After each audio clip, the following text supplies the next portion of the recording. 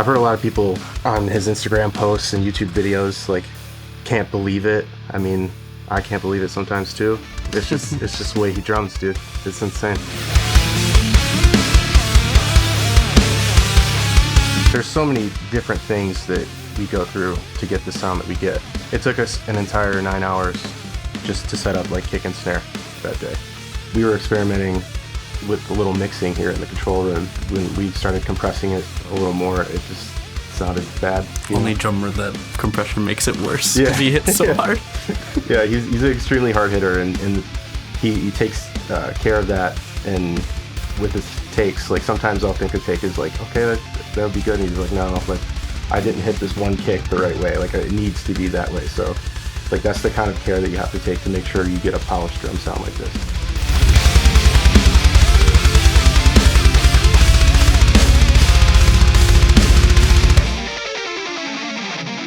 I'm going to show you an example of an unprocessed, completely raw off the preamp kick drum track we got on today's video playthrough.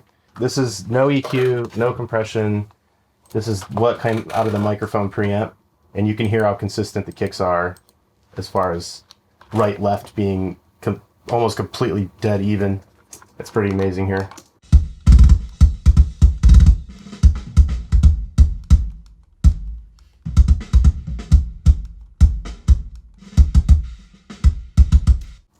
And then just with a little bit of EQ, it just brings out the snap and cuts a little bit of the resonance we don't like in there.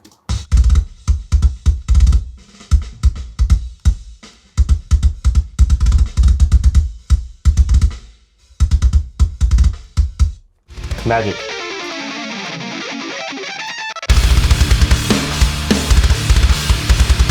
People think it's really glamorous.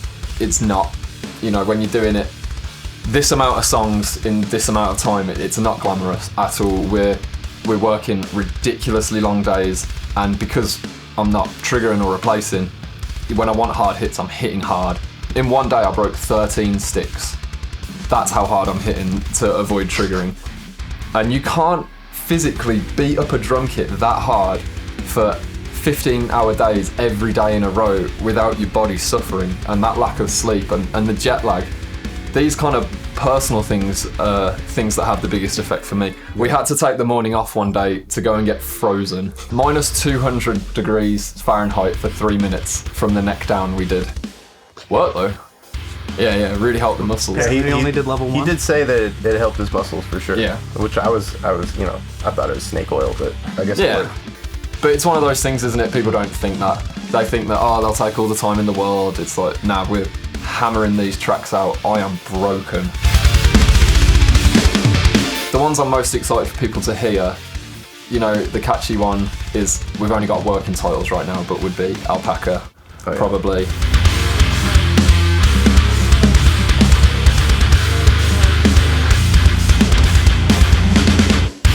Tell them the whole title. Once an alpaca, always a prick. And then I think for the heavy one it'd have to be either Despised Band, we're calling it now, or Fast Blast Plasticast. Mm-hmm. They're the two ridiculous ones. So either one of them. And then I'm Abomination. I'm most proud of the two that I'd never heard before the day we recorded them.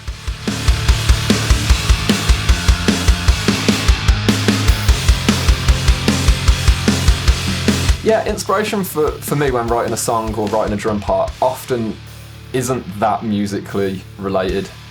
For me, it will be something rad happens or something terrible happens, completely irrelevant to music, and then I just think, oh, I can hear it, and you put it down in a sound, and a lot of it comes from nothing to do with music for me.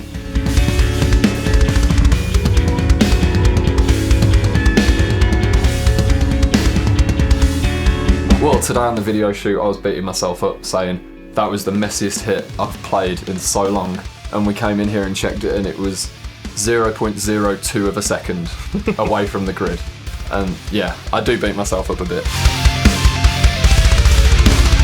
I'm proud of the fact that, you know, we did it again. We were going to do an album with no sample replacement. It's kind of like been a goal of mine to like do that every time.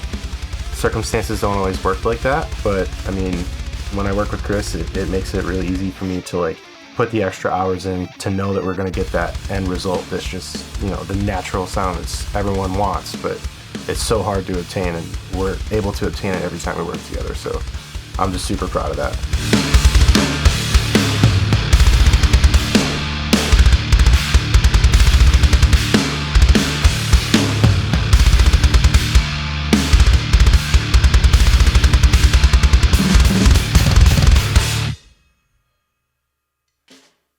I have something additional that I'd like to add. On the last album, my good friend Drew helped a lot, and I didn't credit the name Drew in the album. I credited him with his nickname, which is Farm Kid. When he's trying to tell people, you know, this is what the albums I've worked on, this is, you know, where I've been credited, he goes to show them HEIR by Oceans Like Alaska, and they're like, well, where's your name? I just want to clear up, because I'm sure there's been occasions where you said, I swear I worked on this, and people are like, no, you didn't. So I'm clearing it up for good now. He was there. Yeah. He was definitely there. Yeah. Drew helped with HEIR. Farm Kid helped with HEIR.